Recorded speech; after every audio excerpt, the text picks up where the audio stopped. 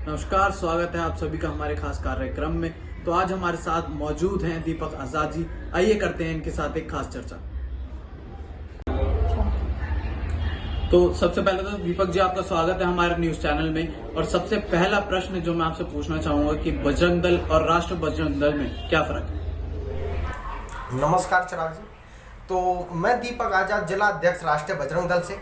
तो आपका सवाल था कि राष्ट्रीय बजरंग दल और बजरंग दल में क्या अंतर है। तो इसमें एक अंतर यह है कि राष्ट्रीय बजरंग दल अंतर्राष्ट्रीय हिंदू परिषद की शाखा है और बजरंग दल विश्व हिंदू परिषद की शाखा है। अंतर्राष्ट्रीय हिंदू परिषद जो है कि डॉक्टर परवीन भाई तोगड़िया जी के द्वारा संचालित किया गया था और आज पूरे विश्व में अंतर्राष्ट्रीय हिंदू परिषद राष्ट्रीय बजरंग दल अपना दायित्व लेकर के हिंदू की आवाज को बुलंद कर रहा है। हिंदू हेल्पलाइन हमने अभी संचालित की है, जिसके माध्यम से देश के 50 लाख हिंदुओं को हम सहायता प्रदान कर चुके हैं।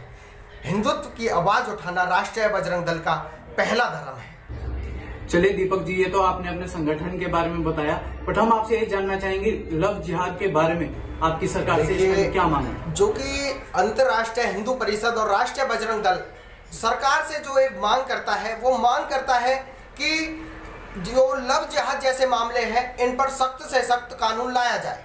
अभी हालांकि कुछ लोगों को नहीं पता कि लव जिहाद है क्या। मैं उसके बारे में उनको 1 मिनट में बताता हूँ कि लव जिहाद हमारी हिंदू बहन बेटियों को कुछ मुस्लिम लोग उनकी रेट लिस्ट बनी हुई है। मैं आपको जगह बता देता हूँ, वहाँ पे रेट लिस्ट बनी हुई है कि इस कास्ट की लड़की को फंसाने के लिए इतने पैसे दिए जाते हैं, इस कास्ट की लड़कियों को फंसाने के लिए इतने पैसे दिए जाते हैं। हाल ही में हमने इस साल के अंदर 2020-21 के अंदर 50 केस लव जिहाद के पकड़े हैं, जिनमें कहीं ना कहीं पुलिस भी उनके साथ मिलकर, जिहादियों के साथ मिलकर उनको छोड़ देती है। हमारी आज भी सेक्टर 12 के कोर्ट में कई केस पेंडिंग है लव जिहाद के।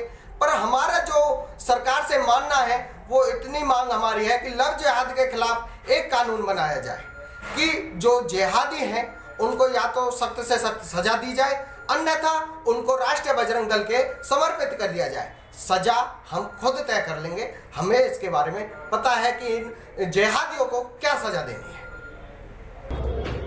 चलिए दीपक जी, अब आपने रेट लिस्ट की बात उठाई है, तो आप ये कैसे कह सकते हैं कि इन लोगों की रेट लिस्ट बनी हुई है? देखिए, मैं आपको बताता हूँ, फरीदाबाद, पलवल, नूह, मेवात, गुड़गांव, इन जगहों पर बहुत से ऐसे कार्यालय बनाए हुए हैं इन जिहादियों के द्वारा।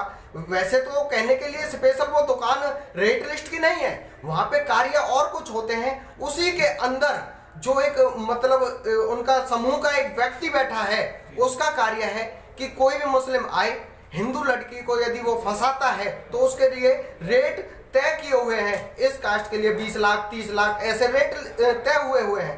तो उसके लिए क्या है कि हमने जो आवाज उठाई, हमने कई बार पुलिस को भी बताया कि ऐसे यहाँ पे रेट लिस्ट है। उन्होंने कई जगह छापेमारी भी करी। ये जो मुस्लिम संगठन है, या मैं कहूँ ये जिहादियों के जो संगठन है, इन्होंने मतलब यदि कोई मुस्लिम के पास गाड़ी नहीं है, गहने नहीं है, मतलब रिंग, चैन गले की, तो उनको वो भी ये प्रोवाइड कराते हैं। अच्छी गाड़ी इन्हें देते हैं कि आप चलाइए, लड़कियों को फंसाइए। लव जिहाद इतना बढ़ चुका है कि इसके लिए सरकार को यदि सख्त से सख्त कानून नहीं बनाया गया तो इसके लिए राष्ट्रीय बजरंग दल को ही सामने आना पड़ेगा। माफ करना दीपक जी, मैं आपसे एक सवाल करना चाहूंगा कि राष्ट्र बजरंग दल सामने आएगा, इससे आपका क्या तात्पर्य है? देखो, बात तात्पर्य कि आप कहते हैं तो कहीं ना कहीं पहले लोग कहते थे बीजेपी हिंदू की पार्टी है, पर मैं ये बात दावे से कहता हूं कि बीजेपी नाकाम रही है हिंदुओं की आवाज उठाने के लिए। क्योंकि कहीं भी आप मुकदमे देख ले, अभी हमारे यहाँ पे निकिता कांड हुआ था, अभी तक उन दोषियों को कोई सजा नहीं मिली है। आप इससे खुद ही अंदाजा लगा सकते हैं कि लव जिहाद जैसे मामलों में सरकार क्या कर रही है। शांति से बैठती है, 2-4 दिन अपनी राजनीतिक रोटियां सेकने के लिए उनके कुछ नेता वहां पे पहुंच जाते हैं, संवेदना प्रकट करते हैं, और उसके बाद सरकार भी शांत, प्रशासन भी शांत। ये हम कहते हैं कि ये चाहे तो सरकार इनका इंतजाम करे, फिर हम पे इंतजाम करना बहुत अच्छे से आता है और कई बार इंतजाम हमने किया भी है, ये सरकार को भी पता है। वाकिफ है परवीन तोगड़िया जी से सरकार, तो ये हमने किया भी है। चलिए, बहुत बहुत धन्यवाद दीपक जी, आपने अपने इतने अच्छे अच्छे विचार व्यक्त किए। और हमारा सरकार से सिर्फ एक यही अनुरोध है कि इनकी बात को सुना जाए, समझा जाए और एक बहुत ही ठोस एक्शन इसके खिलाफ लिया जाए।